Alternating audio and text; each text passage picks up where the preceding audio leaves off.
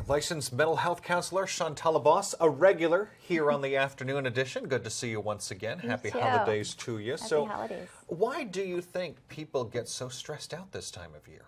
There's a lot of reasons there's stress. Obviously, money is tight because people are buying a lot of gifts usually, and there's recognition of family strain. So any relationship issues that a person has had, whether it be with their current relationship or with their family, all that kind of comes out during this time as everyone's getting together, having events. So there can be a lot of stress with that, as well as loneliness with people that don't have family.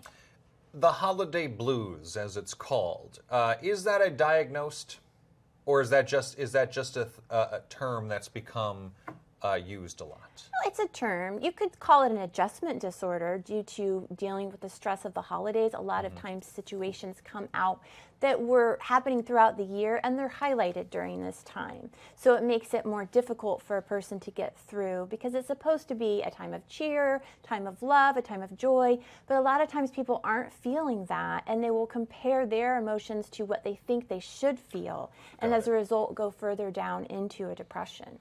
Well, I want to look at a recent survey by the National Alliance on Mental Illness. 64% of respondents indicated that they've been affected by the holiday blues, which we just talked about. 24% say the holidays affect them a lot. What's your take on that?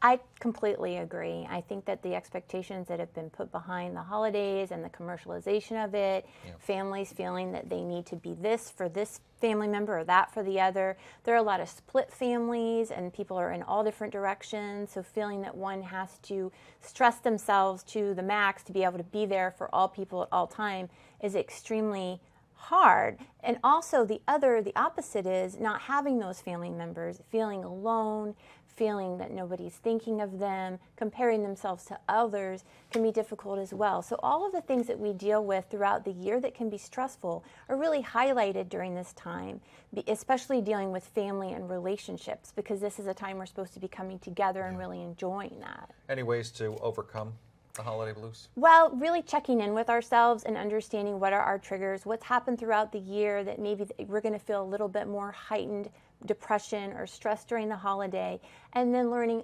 alternate coping skills. Who can we talk to?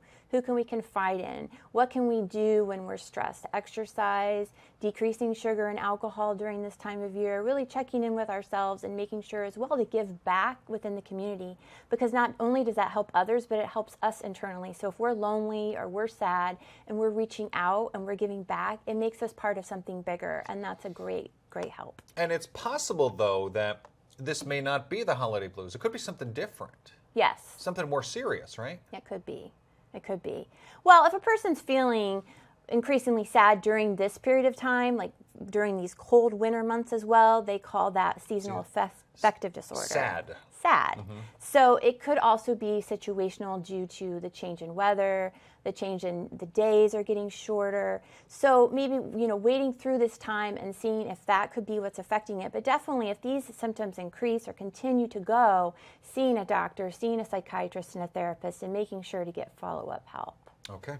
Licensed mental health counselor Shantala Boss, good to see you. Thanks for stopping by. Thanks for having me. All right.